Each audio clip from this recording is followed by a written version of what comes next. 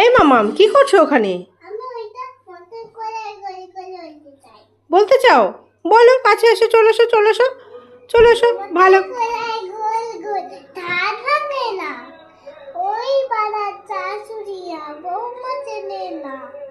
খাতায় গেলাম, বাজারে গেলাম, কিনে আনলাম আদা। আদা খেয়ে বলে বাবা খাচ্ছে। জামা গেছে বাবা ব্যাং খাও ফেলেছে, পান খেয়েছি, টিপ ফেলেছি, দাঁত করেছি ছোলা। আমার বন্ধুর নাম রেখেছি মুড়ি ভাজা ফোলা।